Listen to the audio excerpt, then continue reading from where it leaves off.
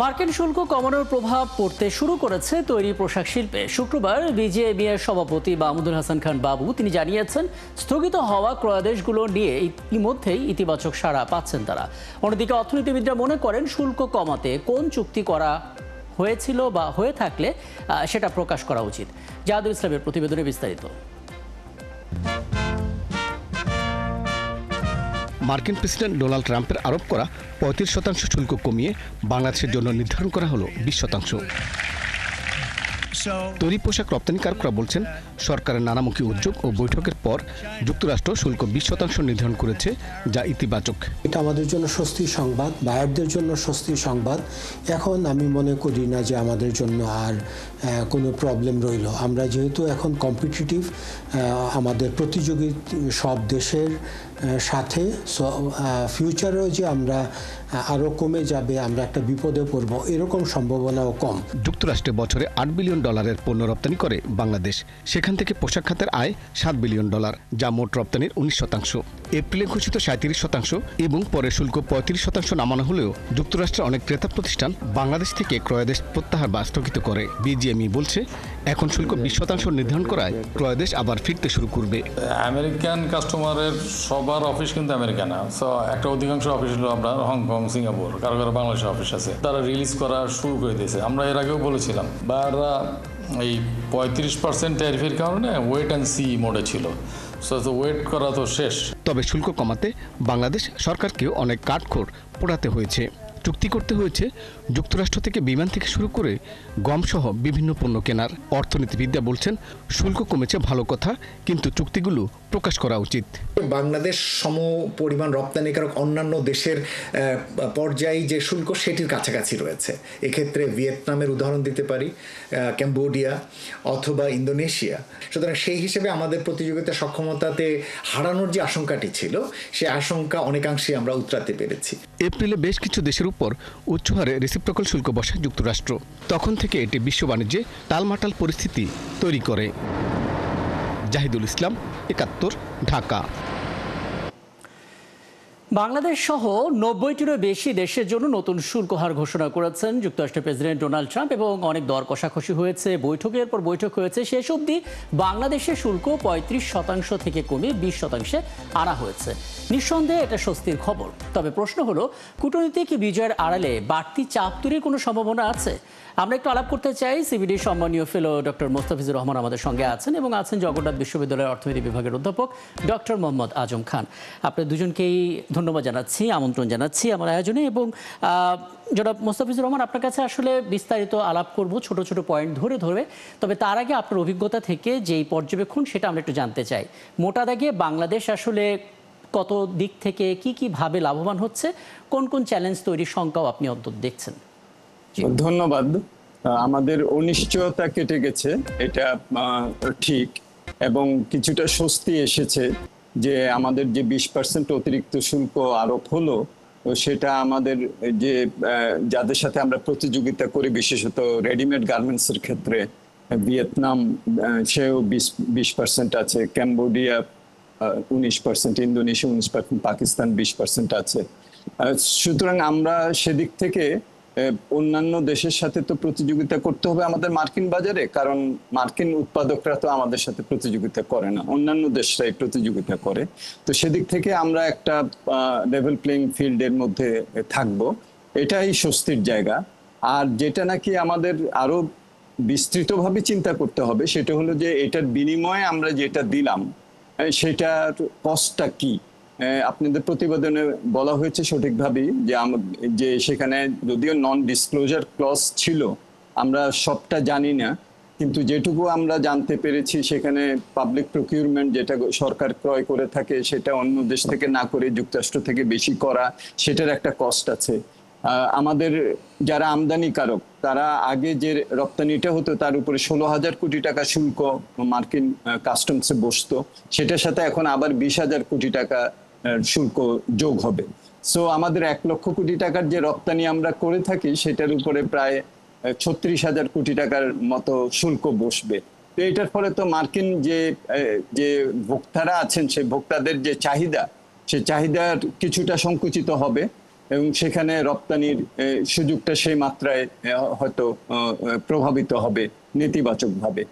আবার অন্য দিক থেকে আমরা এখনো জানি না চীনের উপরে কত শুল্ক বসবে। চীনের উপরে যদি এটার থেকে বেশি বসে তখন একটা সুযোগও সৃষ্টি হতে পারে যে আমাদের যে প্রতিযোগিতা করি আমরা যেসব আইটেমে চীনের সাথে, সেটার ক্ষেত্রে। কিন্তু সামগ্রিকভাবে আমার একটা ধারণা যে এটার ফলে বৈশ্বিক পর্যায়ে কিন্তু অর্থনৈতিক যে প্রবৃদ্ধি এবং বাণিজ্যের যে প্রবৃদ্ধি আমরা দেখেছি গত এক দশকে, সেটা সংকুচিত হবে, কারণ অনেক দেশের উপরেই বাড়তি শুল্ক বসছে এবং সেটার ফলে মার্কিন যুক্তরাষ্ট্রের যে চাহিদা, সেই চাহিদার উপরেও একটা নেতিবাচক প্রভাব পড়বে, বৈশ্বিক চাহিদার উপরে নেতিবাচক প্রভাব পড়বে। তো এইসব বিষয়গুলো বিবেচনায় রাখতে হবে। একই সাথে আমাদের মতো অপেক্ষাকৃত দুর্বল দেশের জন্য একটা রুল বেসড একটা বৈশ্বিক সিস্টেম, যেটা নীতিমালার উপরে নির্ভরশীল, যেটা WTO-তে আমরা দেখি, সেটা কিন্তু অনেক দুর্বল হয়ে গেল। এবং সেটার ফলে এই যে বড় দেশ একটা অপেক্ষাকৃত দুর্বল দেশের সাথে দ্বিপাক্ষিকভাবে আলাপ আলোচনা করে এগুলো ঠিক করছে, সেটা কিন্তু এটা বৈশ্বিক বাণিজ্যের জন্য বা অর্থনৈতিক প্রবৃদ্ধির জন্য কিন্তু এটা ভালো না। মার্কিন বাজারে অলরেডি আমরা এটার প্রভাব দেখছি, স্টক মার্কেটেও আজকে এবং লেবার মার্কেটে এটার নেতিবাচক প্রভাব আমরা দেখতে পাচ্ছি।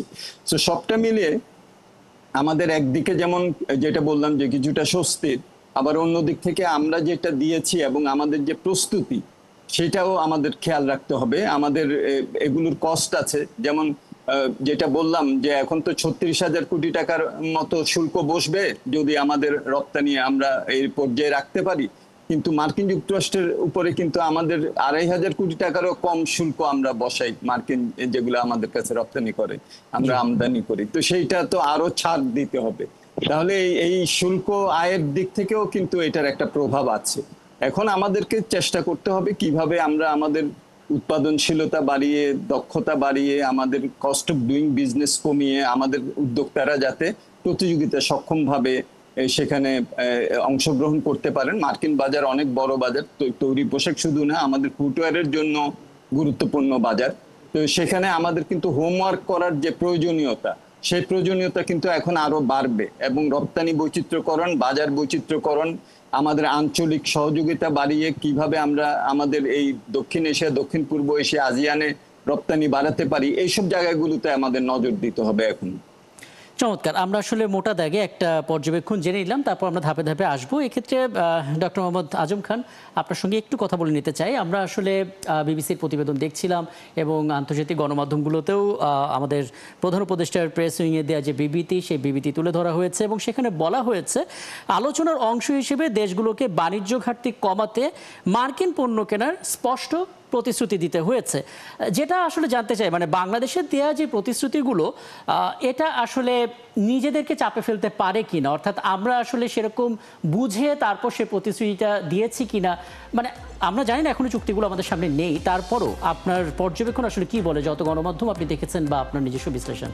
জি, ধন্যবাদ আপনাকে। আপনার প্রশ্নটা আমি যতটুকু বুঝতে পেরেছি তার প্রেক্ষিতে আমি একটু বলে নেই। সেটা হচ্ছে, আমেরিকা হচ্ছে পৃথিবীর সর্ববৃহৎ একটা অর্থনীতির দিক থেকে বড় দেশ। আমরা যদি গোটা ওয়ার্ল্ডের জিডিপি কে যদি আমরা ভাগ করি, তাহলে 100 ভাগে ভাগ করি বিশ্বের সব জিডিপির পরিমাণ, তাহলে আমেরিকার প্রায় 26% তাদের ভাগে পড়ে আর কি। অর্থাৎ অনেক বড় একটা অর্থনীতি আমেরিকার কাছে আছে। তো আমাদের আর বাংলাদেশ হচ্ছে সে তুলনায় অনেক দুর্বল, যে আমার স্যারও সেটা বলেছেন আর কি। তো আমেরিকা আমাদের উপরে, যে আমাদের শুধু না 70টি দেশে ওনারা এই ট্যাক্সের এই ট্যারিফটা বাড়িয়েছেন আর কি। তো আমেরিকার মতো একটা অর্থনীতি, যা ওনারা বাণিজ্য ওনাদের স্বার্থে এগুলা করেছেন এবং এটা বাণিজ্য যুদ্ধ বলা যায়। এটা আমাদেরকে আমরা সহ 70টি দেশ এটার প্রেসারে আমরা আছি। হ্যাঁ, সেটা ঠিকই আছে, সেটা ওনারা করতে পারে ওনাদের অর্থনীতির ব্যাপারে। তবে একটা জিনিস হলো, সেটা শুল্কের ফলে, এই ট্যারিফের ফলে ওয়ার্ল্ড অর্থনীতি সীমিত হয়ে আসে, সংকীর্ণ হয়ে আসে।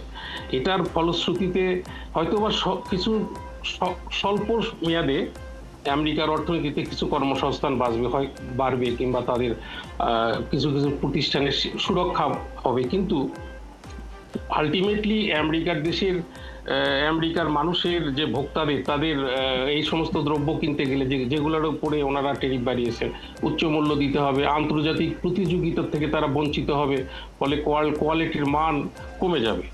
ফলশ্রুতিতে আমেরিকার অর্থনীতিও ক্ষতিগ্রস্ত। ট্যারিফ কোনো বিশ্ব বাণিজ্যে ভালো কোনো ফল বয়ে আনেনি। এটা হচ্ছে একটা সংরক্ষণবাদী নীতি, এবং আমেরিকা যেভাবে এটা বসিয়ে দিল আমাদের মতো গরিব অর্থনীতির জন্য, অবশ্যই এটা প্রেশার। আমরা যে ডায়ালগে গিয়েছিলাম, আমরা যে কথাগুলো তাদের সাথে আলাপ আলোচনায় যেটা হয়েছে, সেটার মাধ্যমে আমাদেরকে কিছু কম্পেনসেট তো করতেই হলো। যেমন আমরা ব্ল্যাক সি এলাকার থেকে, অর্থাৎ কৃষ্ণ সাগর এলাকা থেকে যে আমরা গম আমদানি করতাম অনেক কম দামে, বিশেষ করে এই যে ওই ব্ল্যাক সি এলাকার যে সমস্ত দেশ, আমরা অনেক ক্ষেত্রে এটার দামটা কম ছিল, কিন্তু এখন আমাদেরকে আমেরিকার সাথে চুক্তি করতে হলো $302 পার টন গম আমাদের কিনতে হবে, এবং এই বছরের মধ্যে 1 বছরের মধ্যে 2,20,000 টন গম আমরা কেনার প্রতিশ্রুতি দিয়েছি, এবং 5 বছরে 7 লক্ষ টন আমরা গম কিনবো, যেটা ডেফিনেটলি আমরা যে ব্ল্যাক সি এলাকার থেকে যে গমগুলো নিয়ে আসলাম তার চেয়ে এটার মূল্য বেশি হবে। এটা তো বড় একটা কম্পেনসেট আমরা করলাম আমাদের এটা এর সাথে। এরপরেও আপনাকে বুঝতে হবে যে আমাদের অর্থনীতিতে গার্মেন্টস ইন্ডাস্ট্রিটা অনেক গুরুত্বপূর্ণ একটা। আমাদের রপ্তানি আয়ের অলমোস্ট 85% আসে হচ্ছে গার্মেন্টস থেকে। তাহলে এটার গুরুত্ব এই একটি ডেটা দিয়েই বোঝা সম্ভব আর কি। এবং আরেকটা জিনিস বুঝতে হবে, আমাদের 4.5 মিলিয়ন লোক এই গার্মেন্টস ইন্ডাস্ট্রিতে কাজ করে, এবং শুধু গার্মেন্টস ইন্ডাস্ট্রিতে কাজ করে না, এর প্যাকেজিং শিল্প আছে, পরিবহন ব্যবস্থা আছে, পোশাক শিল্পের সাথে সহায়ক অন্যান্য শিল্প আছে, এবং স্থানীয় ব্যবসায়ীরা এই আমাদের গার্মেন্টস শিল্পের সাথে জড়িত। এখন আমাদের এই শিল্পটাকে আমাদের যেখানে বোঝাই যাচ্ছে যত রপ্তানি করি 85% আসে হচ্ছে গার্মেন্টস থেকে। এরকম একটা ইন্ডাস্ট্রিতে যদি কোনোভাবে ক্ষতির সম্মুখীন হয়, এটার কিন্তু এটা আমাদের যে 4.5 মিলিয়ন, পাশাপাশি এই সমস্ত লোকের সাথে পরিবারগুলো জড়িত আছে, বহু লোক। হ্যাঁ, মানে এটা যে আসলে সবচেয়ে বেশি অগ্রাধিকার দেওয়ার প্রয়োজন ছিল, এটা খোদ বাংলাদেশের পক্ষ থেকে সেই বিবৃতিতেই বলা হয়েছে। যতবার বৈঠক হয়েছে পোশাক শিল্পকে রক্ষা করার শীর্ষ অগ্রাধিকারে রাখা হয়েছে। আমি এই জায়গা থেকে আবার আলাপটা করব। এক্ষেত্রে ডক্টর মোস্তাফিজুর রহমান, আপনি দুটো বিষয় একটু যুক্ত করবেন। প্রথমত, যেভাবে যে পর্যায়ে যেমন প্রক্রিয়ায় আসলে এই শুল্কটা কমলো, অর্থাৎ 25% গিয়ে ঠেকলো, মানে আমাদের 20%, কিন্তু ভারতে এটা 25%। আমরা ভিয়েতনামে দেখতে পাচ্ছি যারা খুব কাছাকাছি আছে পোশাক শিল্প রপ্তানি ক্ষেত্রে, একটা ভালো কম্পিটিশন তাদের সঙ্গে আমাদের চলছে। আমরা আসলে পোশাক খাতটাকে নিরাপদ করতে পারলাম কিনা। আর দ্বিতীয় বিষয়টা হচ্ছে, আমাদের টাকার বিপরীতে ডলারের যে মান, সেটার সাথে তুলনা করলে আসলে ভিয়েতনামের থেকে আমরা তো কি বলবেন, আসলে মোট দাগে তো আমরা আসলে পিছিয়ে গেলাম। ধন্যবাদ। আমার মনে হয় যে অবশ্যই আমাদের প্রধানতম রপ্তানি খাত, এবং প্রফেসর আজম ঠিকই বলেছেন যে এটার সাথে আমাদের অনেকে জড়িত, তাদের পরিবাররা জড়িত, এটাকে সুরক্ষা আমাদের দিতে হবে, এবং আমাদের আলাপ আলোচনায় সেটা একটা অগ্রাধিকার অবশ্যই পেয়েছে। একই সাথে আমাদের এটাও মনে রাখতে হবে যে আমাদেরকে অনেক কিছু সেখানে ছাড়ও দিতে হয়েছে, সেই ছাড়গুলিকেও আমাদের বিবেচনায় রাখতে হবে। প্রতিযোগী যেসব দেশ আমাদের আছে, বিশেষত ভিয়েতনামের কথা যদি ধরি, বা ক্যাম্বোডিয়া, পাকিস্তান, ভারতের উপরে কিছুটা বেশি 5% বেশি অতিরিক্ত শুল্ক আরোপ হচ্ছে। তো এইটার ফলে আমাদের যে প্রতিযোগিতা সক্ষমতার যে জায়গাটা, সেই জায়গাটা কিন্তু মোটামুটিভাবে অপরিবর্তিতই থাকলো। চীনের উপরে এখনো ফাইনাল হয় নাই। চীনের উপরে যদি 20%-এর বেশি অতিরিক্ত যদি শুল্ক আরোপ হয়, যেই অতিরিক্ত শুল্কটা কিন্তু 2016 সালে চীনের উপরে অলরেডি অতিরিক্ত 20% শুল্ক বেশি আরোপ ছিল। এখন তার উপরে আরো কতটুকু বাড়ে, তার উপরে যদি আরো 10% বাড়ে তাহলে কিন্তু আমরা প্রতিযোগিতা পিছিয়ে গেলাম। তার উপরে যদি আরো 20% বাড়ে তাহলে আমাদেরটা সমান রইল। যদি আরো 25% বাড়ে তাহলে তখন আমরা কিছুটা সুবিধা পাবো। সো এখানে কিন্তু আমাদের মধ্যমেয়াদে যদি আমি ধরি, তাহলে কোন জায়গায় আমাদের প্রতিযোগিতার অবস্থান থেকে দাঁড়াবে, এটা এখনো কিছুটা অনিশ্চয়তা থাকবে যতক্ষণ পর্যন্ত চীনেরটা আমরা না জানি। এটা হলো এক। দ্বিতীয় যেটা সেটা হলো যে দেখেন শুল্কটা কিন্তু হলো যে মূল্যে আমি বিক্রি করছি সেই আমদানিকারকের কাছে, সেই আমদানিকারকের মূল্যের উপরে। এখন অনেকে যেটা চেষ্টা করবে তার মূল্যটাকে যদি সে কমাতে পারে, তাহলে শুল্ক যদি সেমও থাকে, যেমন আমাদের গড় শুল্ক হলো রেডিমেড গার্মেন্টসের উপরে 16, হ্যাঁ, তো এইটার উপরে আরো এখন আমাদের 20% আসবে। ভিয়েতনামেরও সেরকম ভাবে ওটার উপরে আসবে আরো 20% দিয়ে। কিন্তু মূল্যটা যদি সে কমাতে পারে তাহলে কিন্তু প্রতিযোগিতা সক্ষমতা সে এগিয়ে যাবে। আমরা যদি কমাতে পারি, আমরা যে মূল্যে বিক্রি করছি, তাহলে আমরা এগিয়ে যাব। শুল্ক কিন্তু দুই দেশেরই সমানই আছে। সো এখন আমাদের মূল চ্যালেঞ্জটা যেটা হবে সেটা হলো এক হলো যে আমার উৎপাদনশীলতা বাড়িয়ে, আমার দক্ষতা বাড়িয়ে, আমার প্রযুক্তিগত ব্যবহার বাড়িয়ে, আমার কস্ট অফ ডুইং কমিয়ে আমি যদি আমার মূল্যটাকে কমাতে পারি, তাহলে সেম শুল্ক দুই দেশে থাকলেও আমাদের একটা অ্যাডভান্টেজ হবে। এটা হলো এক। দ্বিতীয় যেটা আমাদেরকে খেয়াল রাখতে হবে সেটা হলো যে আমাদের যে প্রতিযোগী যেসব দেশ, তারা কিন্তু অনেকে আবার ইউএস এর সাথে বিভিন্ন ধরনের দ্বিপাক্ষিক তারা ফ্রি ট্রেড এগ্রিমেন্ট ইত্যাদিও করার চেষ্টা করবে। সো এইগুলো যদি হয় তাহলে কিন্তু এটা চেঞ্জও হতে পারে। সো এটাকে একটু ডাইনামিক্যালি আমাদের দেখতে হবে যে পরিবর্তিত পরিস্থিতি যেটা আসবে সেখানে প্রতিযোগিতার সক্ষমতা। এই দুটো পয়েন্ট আসলে খুব প্রয়োজন ছিল। আমি আলাপটা শেষ করব ডক্টর আজম খান আপনাকে দিয়ে। কি বলবেন, মানে একটা সংখ্যা থেকে যায় কিনা যে বড় অঙ্কের বৈদেশিক ব্যয় তৈরি হতে পারে কিনা? যদি সেটা হয় তাহলে দীর্ঘমেয়াদে দেশের উপর ঋণের চাপ বা বাজেটে কোনো ঘাটতি সৃষ্টি করতে পারে কিনা? ধন্যবাদ আপনাকে। আমাদের এই যে বাণিজ্যিক ডিলটা আমেরিকার সাথে করার প্রেক্ষিতে সত্য কথা বলতে কি হিসাবটা কিন্তু এখনো আমরা রাফলি আছে, এটা ফাইনাল করা হয়নি যে আমরা কি পরিমাণ ক্ষতিগ্রস্ত হব।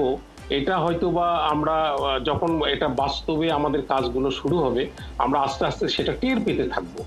তো এখন এটা নিশ্চিত একটা কথা, এটা বুঝে নিতে হবে বিং স্টুডেন্ট অফ ইকোনমিক্স আমাদের, যে ট্যারিফ বাড়ানোর মানেই হলো বিশ্বের মানুষের জীবনযাত্রার মান কমে যাবে, তাদের আয় কমে যাবে, তাদের এফিসিয়েন্সি কমে যাবে।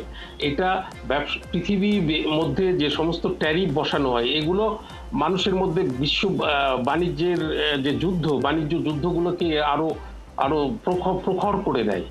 মানুষের জীবনযাত্রার উপর এগুলা ডেফিনেটলি প্রভাব পড়ে, বিশেষ করে specially third world countries like Bangladesh আমাদের সাথে যারা আছে এরকম। তো এখন আমেরিকা আমাদের সাথে যে ব্যবহারটা করলো বা নর্মাল আমার রেগুলার তো স্যার বললেন যে 16-15% ট্যাক্স আমাদের দিতেই হয় রেগুলার ট্যাক্স, এডিশনাল 20% দিতে হবে। তার মানে এখনো আমাদের 36% ট্যাক্স দিয়ে আমার আমেরিকার ইকোনমিতে ঢুকতে হবে আমার গার্মেন্টস এর জন্য। মানে আমি আসলে এই আলাপটা দীর্ঘ করতাম যেহেতু সময়টা শেষ, কিন্তু যেটা বোঝা গেল যেহেতু আজকে এই খবরটি এলো এবং ধীরে ধীরে আমরা সেই রিয়াকশনগুলো পেতে থাকবো, সেই তথ্যগুলো আরো হাতে আসতে থাকবে এবং নিশ্চয়ই তখন আবারও আপনাদের সঙ্গে কথা হবে এবং আরো বিস্তারিত আমরা বোঝার চেষ্টা করতে পারবো। অনেক ধন্যবাদ আপনাদের দুজনকে আমাকে সময়টা দেওয়ার জন্য। আমাদের সঙ্গে ছিলেন সিপিডির সম্মানীয় ফেলো ডক্টর মুস্তাফিজুর রহমান এবং একই সঙ্গে ছিলেন জগন্নাথ বিশ্ববিদ্যালয়ের অর্থনীতি বিভাগের অধ্যাপক ডক্টর আজম খান। এবং মার্কিন যে শুল্ক 35% হয়েছিল সেটা কমে বাংলাদেশ আজ 20% নামাতে পেরেছে, সেগুলো নিয়ে আমরা কথা বলছিলাম। এবং আজকের এই ছিল সংবাদযোগে। আগামীকাল ঠিক রাত 10টায় দেখা হবে নতুন কোনো বিষয় এবং তার বিশ্লেষণ নিয়ে। ৭১-এর সাথেই থাকুন।